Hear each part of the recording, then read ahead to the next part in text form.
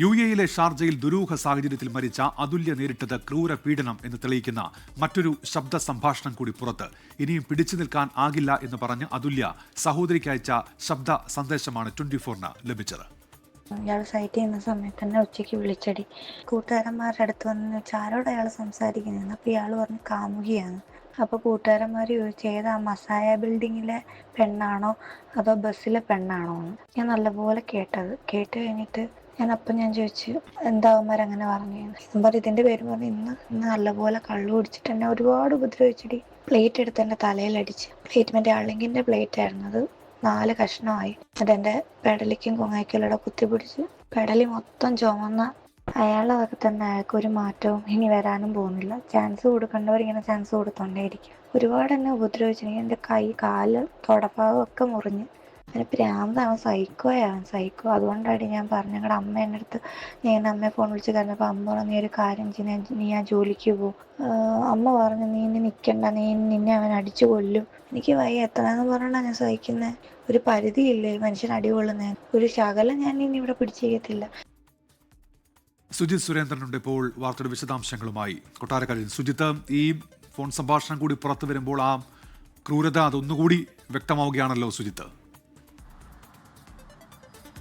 തീർച്ചയായും ഉന്മേഷ്, ഈ സംഭവം അതായത് അതുല്യയെ ഇത്രയേറെ ക്രൂരമായി സതീഷ് ഉപദ്രവിച്ചതായും ഒപ്പം തന്നെ സതീഷ് ഒരു എക്സ്ട്രീം സൈക്കോയാണെന്ന ഈ അതുല്യ തന്നെ തൻ്റെ സഹപാഠികളായ സുഹൃത്തുക്കളോട് നേരത്തെ തന്നെ പറഞ്ഞിരുന്നു. അക്കാര്യം ആ സുഹൃത്തുക്കൾ നമ്മളോട് വെളിപ്പെടുത്തിയതുമാണ്. ഇതിനു പിന്നാലെയാണ് ഇപ്പോൾ സഹോദരിക്ക് അയച്ച സന്ദേശത്തിലും ഇക്കാര്യങ്ങൾ ഈ അതുല്യ ആവർത്തിച്ച് പറയുന്നതായുള്ളത്.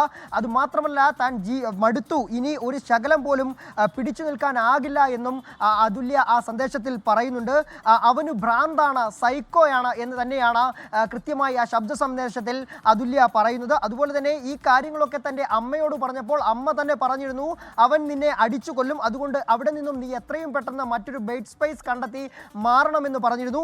എന്നാൽ അവിടെ നിന്നും പോയി മറ്റൊരു ജോലിക്ക് ശ്രമിക്കണമെന്നും ജോലിക്ക് ചേരണമെന്നും അമ്മ പറഞ്ഞിരുന്നു. പക്ഷേ ആ ജോലിക്ക് ചേരാൻ അതുല്യ തയ്യാറാകാതിരുന്നത് അതിന് കാരണം താൻ ജോലി ചെയ്യുന്ന സ്ഥലത്തേക്കെത്തി അതുല്യയെ അവിടെയും ഉപദ്രവിക്കും, ഒപ്പം തന്നെ തൻ്റെ വിസ ക്യാൻസൽ ചെയ്യുമോ എന്ന് പോലും അതുല്യ ഭയപ്പെട്ടിരുന്നു. ഇത്തരം കാരണങ്ങളാൽ കൊണ്ടാണ് സതീഷിൽ നിന്നും മാറി ഈ നാട്ടിലേക്ക് വരാൻ പോലും ആകാതെ അതുല്യ അവിടെ നിൽക്കേണ്ടി വന്നത്.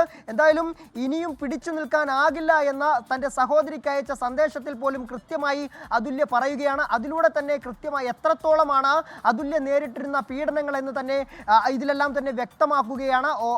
ഇതിനോടൊപ്പം തന്നെ സതീഷ് നിരത്തിയ വാദങ്ങളൊക്കെ തന്നെ, അതായത് തൻ്റെ അതുല്യയെ താൻ ഉപദ്രവിച്ചിരുന്നത് അങ്ങനെ എല്ലാ ദിവസവും ഉപദ്രവിച്ചിരുന്നില്ല എന്നൊക്കെ പറയുമ്പോൾ പോലും ആ വാദങ്ങളൊക്കെ തന്നെ പൊളിക്കുന്ന രീതിയിലുള്ള ശബ്ദ സന്ദേശങ്ങളിലൂടെയാണ് അതുല്യയുടെ ആ ശബ്ദ സന്ദേശങ്ങളിൽ ഇപ്പോൾ വെളിപ്പെടുത്തുന്നത്. മറ്റൊന്ന് പ്രധാനപ്പെട്ട കാര്യം, ഈ സതീഷിന്റെ മറ്റു കാമുകിമാരുടെയുമായുള്ള ബന്ധങ്ങൾ ചോദ്യം ചെയ്തപ്പോൾ അതിൻ്റെ പേരിൽ ഭക്ഷണം കഴിച്ചുകൊണ്ടിരുന്ന അതുല്യയുടെ തലയിൽ പ്ലേറ്റ് എടുത്ത് അടിച്ചു പൊട്ടിച്ചു. അതിൽ മുറിവുകളുണ്ടായി, ശരീരത്തിൽ ആസകലം മുറിവുകളാണ് എന്നൊക്കെയുള്ള കാര്യങ്ങൾ കൃത്യമായി അതുല്യ അഖിലയോട് തൻ്റെ സഹോദരിയോട് വെളിപ്പെടുത്തിയിട്ടുള്ള ആ ശബ്ദ സന്ദേശങ്ങളാണ് പുറത്തു വന്നിരിക്കുന്നത്. ഇതിലൂടെ സതീഷ് എത്രത്തോളം ക്രൂരമായിട്ടാണ് അതുല്യയെ പീഡിപ്പിച്ചിരുന്നത് എന്നുള്ള വ്യക്തമാക്കുന്ന കാര്യങ്ങൾ തന്നെയാണ് ഇപ്പോൾ ഈ ശബ്ദ സന്ദേശങ്ങളിലൂടെ പുറത്തു വന്നിരിക്കുന്നത്. ഉന്മേഷ്, ശരി. സുജിത് സുരേന്ദ്രനാണ് ഇപ്പോൾ വാർത്തയുടെ വിശദാംശങ്ങൾ കൊട്ടാരക്കരയിൽ നിന്ന് നൽകിയത്.